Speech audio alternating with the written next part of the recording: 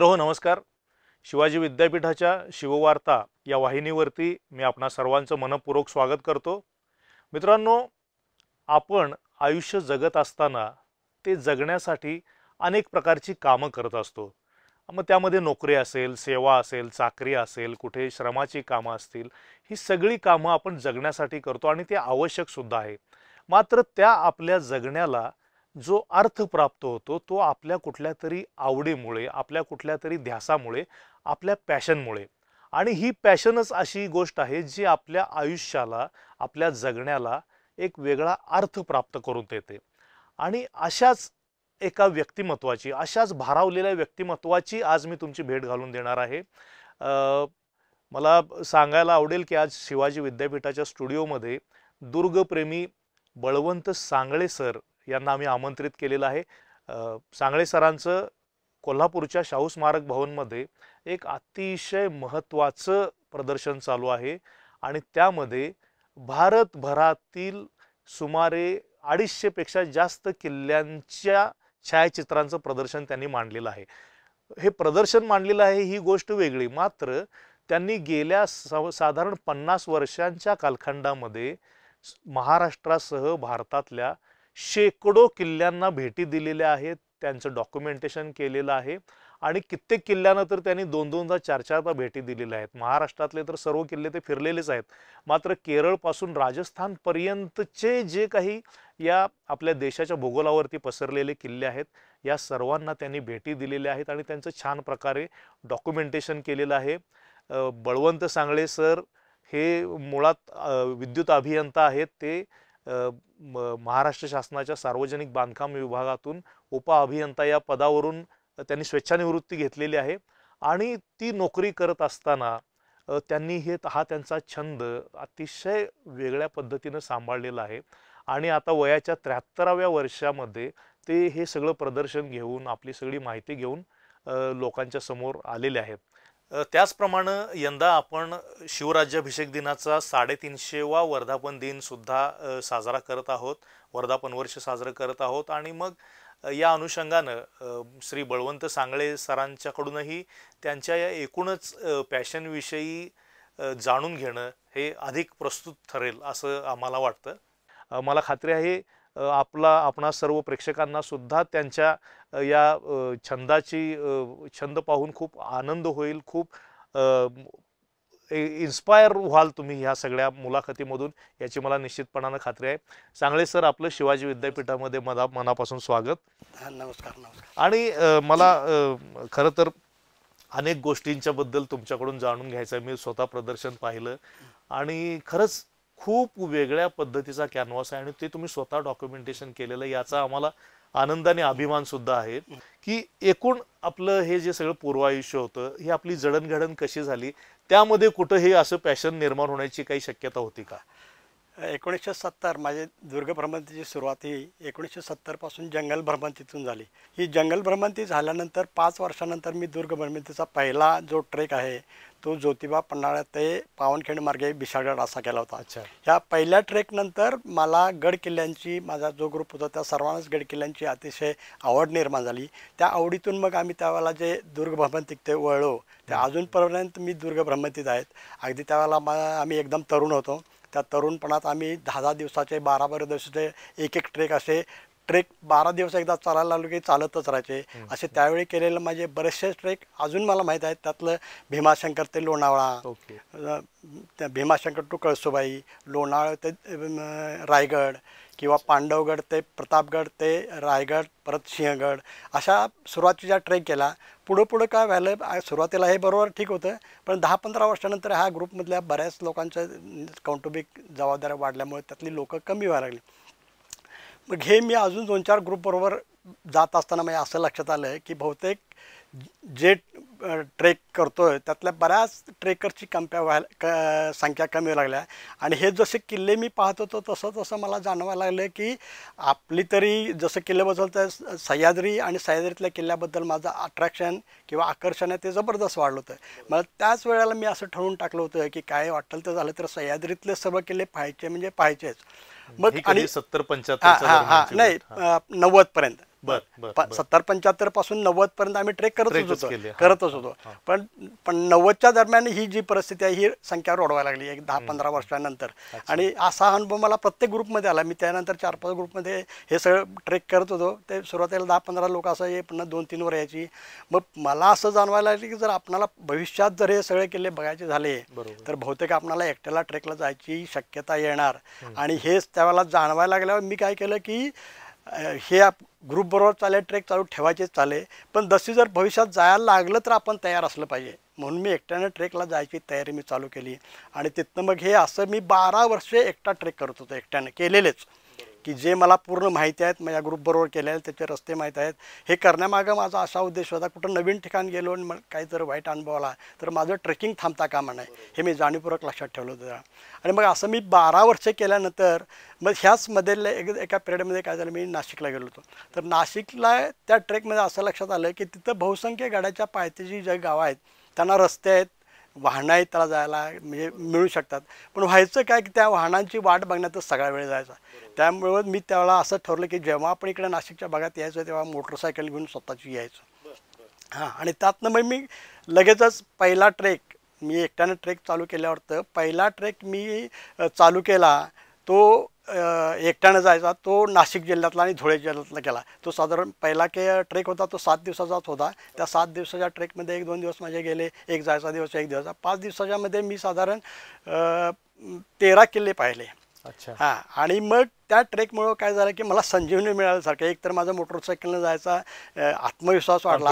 हां, आणि दुसरं महत्त्वाचं म्हणजे काय की इतर ग्रुप होऊन गेलो की ह्याच्यासाठी थांब, त्याच्यासाठी थांब, त्यासाठी विश्रांती घे, हा वेळ जाणार होता, हे सगळं प्रश्नच मिटलं. आणि दिवसभर ट्रेकिंग करून मी 2 किंवा 3 दिवसाला किल्ले पाहायची याची मला जबरदस्त हे झाली, खात्री झाली. आणि मग तिथनं मात्र मी एकदम जो एकट्यानं आणि मोटरसायकलनं जी सुरुवात केली ते मग त्यानंतर मी धुळे ह्यात नाशिक जिल्ह्यातला पहिला ट्रेक केला. तो 15 दिवसाचा ट्रेक होता. त्या 15 दिवसाच्या ट्रेकमध्ये 2500 किलोमीटरचा प्रवास करून मी 28 किल्ले पाहिले. असं मग मी जो मोटरसायकलनं किल्ले बघायचा जो धडाका लावला तो अगदी मग ते सगळे महाराष्ट्रातले अगदी शेवटच्या किल्ल्यापासून ते दक्षिणेतल्या अगदी शेवटच्या किल्ल्यापर्यंत सह्याद्रीतले सर्व किल्ले पाहिले.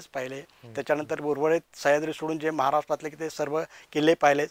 आणि हा मोटरसायकलहून प्रवास करून जे किल्ले बघायचा धडाका होता तो तसाच मी दक्षिणेला वळवला. कारण दक्षिणेतलं काय, तो छत्रपती शिवाजी महाराजांची दक्षिण स्वारी झाली, त्या स्वारीमध्ये जिंजीपर्यंत ते गेले होते. आणि त्या जिंजी किल्ल्याबद्दल मला खूप अट्रॅक्शन होतं. किंवा विजयनगरचं जे साम्राज्य, हिंदू साम्राज्य होतं, त्या साम्राज्याबद्दल मला खूप अट्रॅक्शन असल्यामुळं हम्पीचा किल्ला मला पाहिजे होता. आणि मग मी दक्षिण भारत चालू केलं. ते मग सगळं कर्नाटक, तामिळनाडू, केरळ, गोवा, आंध्र प्रदेश, तेलंगणा ह्या किल्ल्यातले सगळे किल्ले मी पाहून घेतले मोटरसायकलने. आणि तेही एकट्याने 10-12 सगळे मोटर 10-12 दिवसाचा एक ट्रेक असायचा. इथनं कोल्हापुरातनंच निघायचं दरवेळेला. असं कधी झालं नाही की बेंगलोरला गाडी ठेवल्या मग बसने गेलो, असं नाही. इथनं निघायचं, सगळे किल्ले बघायचं, जो प्लॅन केलेला तो पूर्ण करायचा आणि परत कोल्हापूरला जायचं. आणि उत्तर भारतातले किल्ले मात्र मी माझ्या कारनं मी एसक्रॉस गाडीवरनं वेगवेगळ्या ग्रुपबरोबर केले. आणि असे मग माझे सर्व भारतभरातले किल्ले पाहून झाले. मग अशा पद्धतीने आपण महाराष्ट्रातले किती किल्ले बघितलेत आणि भारतभरातले किती किल्ले बघितले? कसं आहे, महाराष्ट्रातले तर मी 407 किल्ले पाहिलेत. आणि ह्या फिगर कशा बऱ्याच जणांच्या वेगवेगळ्या असू शकतात, कारण बरेच किल्ले आता अस्तित्वात नावं त्यांची आहेत, पण तिथं आता बरेच असं काय तिथं दुर्ग अवशेष काय नसल्यामुळं काही लोक त्याला किल्ला मानतात. आता उदाहरण द्यायचं झालं कोल्हापूर, बरेच लोक त्याला किल्ला मानतच नाहीत. कारण इतिहासात म्हणजे दुर्ग अवशेष म्हटलं तर एक बिंदू चौकातला बुरुज सोडला तर आपल्याकडे काय नाहीच आहे. मग असं ते फिगर प्रत्येकांची बदलत असते. पण मी महाराष्ट्रातले 407 किल्ले पाहिले.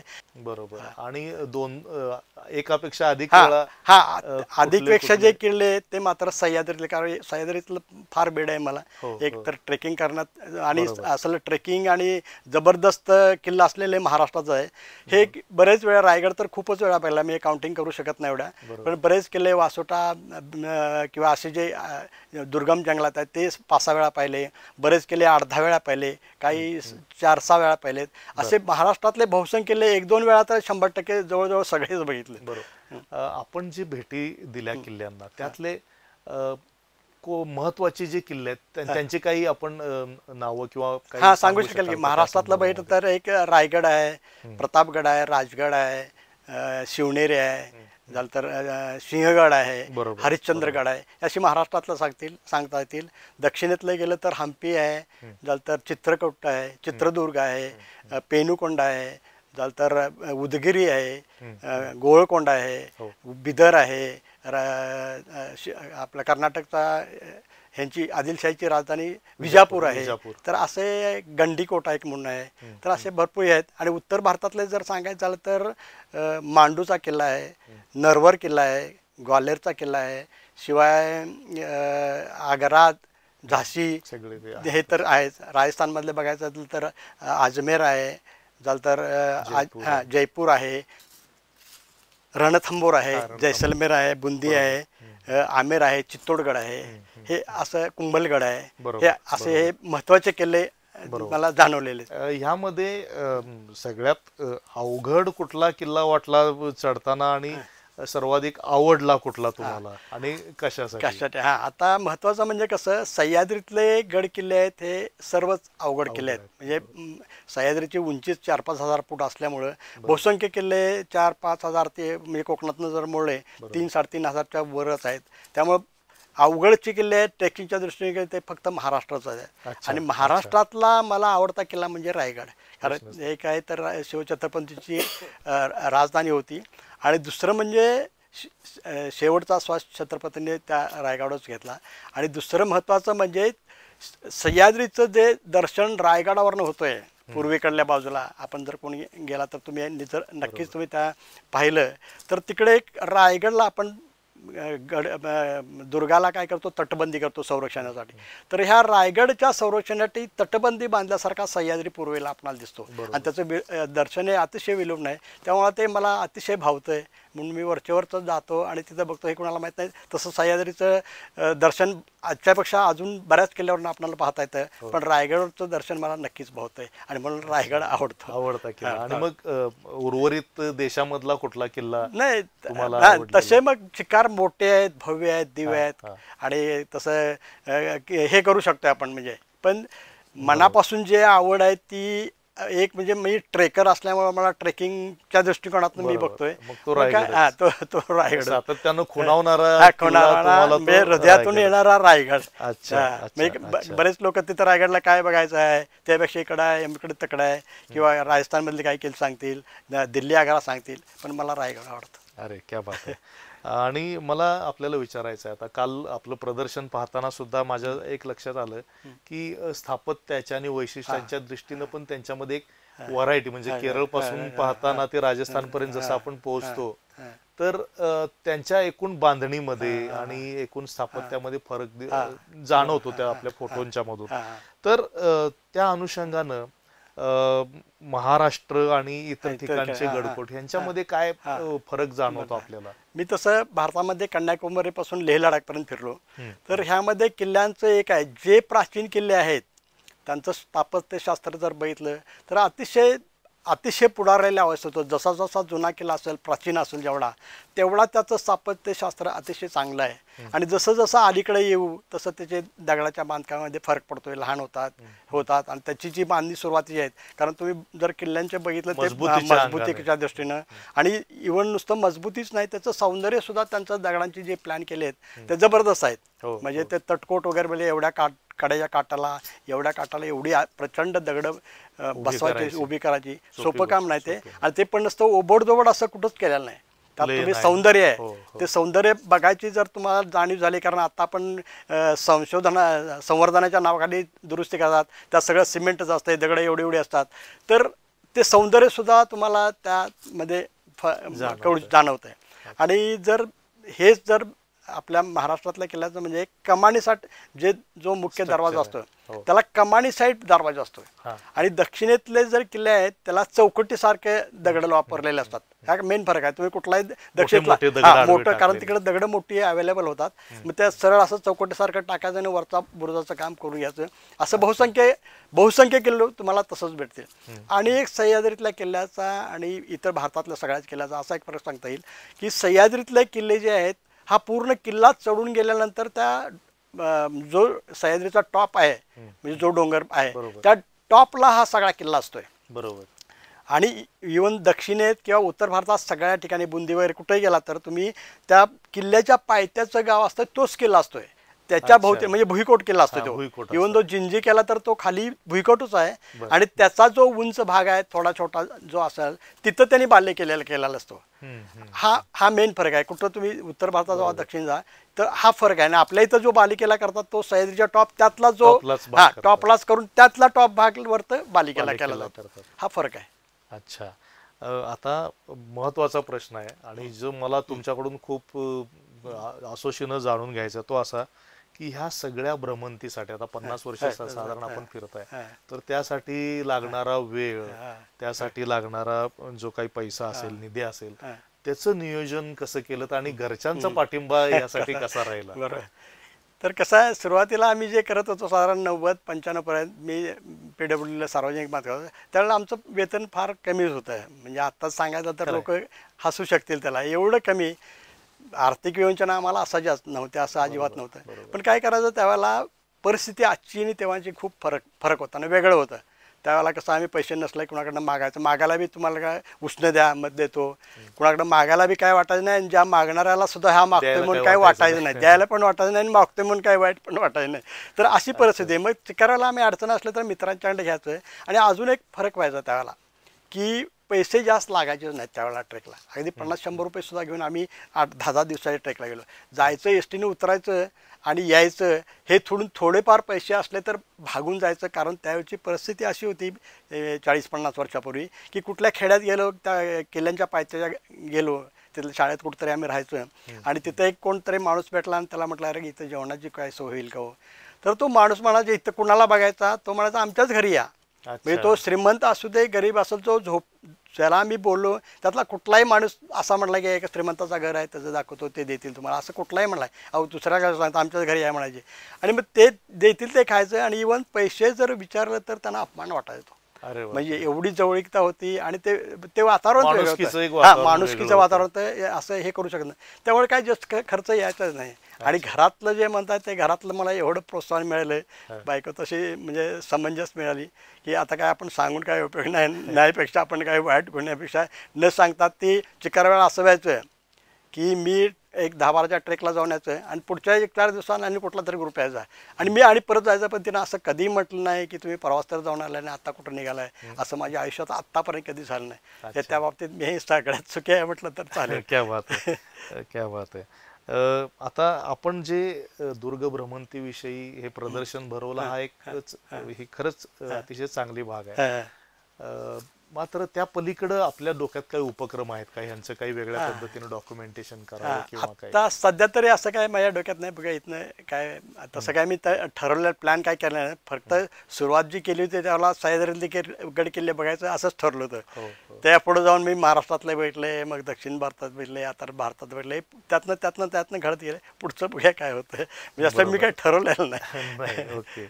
आपल्या या सगळ्या उपक्रमाबद्दल समाजाविषयी तुमच्या काय अपेक्षा आहेत? समाज म्हणजे कसं आहे, आपला समाज आहे, आपण सगळ्या समाजातल्या लोकांनी एक जाणून घ्यायला, एक तर शिवाय छत्रपतींचा इतिहास समजून घ्यायला पाहिजे, जाणून घ्यायला पाहिजे आणि त्याप्रमाणे गड किल्ल्यावर जायला पाहिजे. गड किल्ले हे आपली मंदिर आहेत असं समजून त्यांचं मूल्य, त्यांचं जे सौंदर्य करायला पाहिजे, म्हणजे पावित्र्य राखायला पाहिजे. आणि एवढं केलं तर बऱ्यापैकी आपल्याला होईल समाजाकडून असं मला वाटतं. बरोबर. आणि आपल्या ह्या उपक्रमाबद्दल आत्ताच्या नवीन युवा पिढी जी आहे तिला आपण काय संदेश द्या? नवीन पिढी मला एक चांगलं वाटतंय की आता जर आम्ही जात होतो त्यावेळेला एवढे दुर्ग भटकिल्ले कोण भेटत नव्हते किंवा नव्हतं, एवढी जागरूकता गड किल्ल्याच्या बाबतीत नव्हते. काय लिमिटेड ग्रुप होते भेटायचे, नाही असं नाही. पण आत्ता जर बघितलं तर तरुणांच्या मध्ये गड किल्ल्याबद्दल एवढं अट्रॅक्शन निर्माण झालं की जाईल तिकडं भरपूर लोक भेटत असतात. तर ही खरोखर चांगली गोष्ट आहे. फक्त मला तरुण पिढीला एवढंच सांगावंसं वाटेल की तुम्ही जे गड किल्ल्यावर जात आहात ही चांगली गोष्ट आहे, सगळं आहे. पण एका गड किल्ल्यावर जाताना फक्त तुम्ही टूरला जाताय असं डोक्यात कधी ठेवू नका. कारण तिथं आपलं पूर्वजांनी तिथं रक्त सांडले, त्याच्यासाठी बलिदान दिले, तर त्याचं पावित्र्य जपलं पाहिजे हे कायम लक्षात ठेवून तुम्ही खुशीनं जाता तर या छोट्या गोष्टी जर तुम्ही पाळल्या तर ती नक्कीच चांगली गोष्ट मला आवडेल. असं झालं तर खूप छान होईल. सांगळे सर, हं. मनापासून धन्यवाद. आपण शिवाजी विद्यापीठाच्या स्टुडिओमध्ये आलात आणि आता तुमचं प्रदर्शन चालू असतानाच्या कालखंडामध्ये तुम्ही आम्हाला वेळ दिलात ही आमच्यासाठी फार महत्त्वाची बाब आहे. आणि आपण अजूनही म्हणजे वय तुमच्यासाठी काही अडथळा नाही अशी आमची भावना आहे. एकूण तुमचा फिटनेस बघता तुम्ही आणखीही किल्ल्यांच्या वरती चढाई कराल, त्यासाठी तुम्हाला शुभेच्छा देतो. या किल्ल्यांचं डॉक्युमेंटेशन आपल्या हातून जे काही उपक्रम असतील ते सगळे चांगल्या पद्धतीनं आपल्या हातून साकार व्हावेत अशा शिवाजी विद्यापीठ परिवाराच्या वतीनं मी आपल्याला शुभेच्छा देतो. परत एकदा धन्यवाद. आभारी आहे मी खरं तर शिवाजी विद्यापीठाने मला इन्व्हाइट करून माझा जो सत्कार केला असं मी समजतो, तर त्याबद्दल मी खरंच आपला अतिशय आभारी आहे. धन्यवाद. धन्यवाद. तर मित्रांनो, हे होते दुर्गप्रेमी बळवंत सांगळे, ज्यांनी आपल्या आयुष्यातल्या एकूण 75 वर्षांच्या आयुष्यापैकी 50 वर्ष या देशातल्या गड किल्ल्यांना भेटी दिलेल्या आहेत. शेकडो गड किल्ले त्यांनी बघितलेले आहेत, त्यांचं डॉक्युमेंटेशन केलेलं आहे. मला खात्री आहे त्यांची ही मुलाखत, त्यांचं म्हणणं हे आपल्याला निश्चितपणानं पटलं असेल. विशेषतः आपल्या गड किल्ल्यांचं पावित्र्य आपण जपलं पाहिजे, ती आपली मंदिरं आहेत हे जे त्यांचं म्हणणं आहे, हे मला वाटतं आजच्या मुलाखतीचा सारांश त्यांच्या आणि एकूण त्यांच्या सगळ्या या दुर्ग भ्रमंतीचाही सारांश या एका वाक्यामध्ये गोळा झालेला आहे. तर मला खात्री आहे की आपण सर्वांनी सुद्धा आपल्या सगळ्या गड किल्ल्यांना एक मंदिराप्रमाणे जपलं पाहिजे, त्यांचं संवर्धन करण्यासाठी आपण प्रतिबद्ध व्हायला पाहिजे अशी अपेक्षा या निमित्तानं व्यक्त करायला काहीच हरकत नाही. मला खात्री आहे आपल्याला ही मुलाखत निश्चितपणाने आवडली असेल, आणि आवडली असेल तर आपण जरूर ही मुलाखत लाईक करा, शेअर करा आणि आमच्या वाहिनीला सबस्क्राईबसुद्धा करा. धन्यवाद.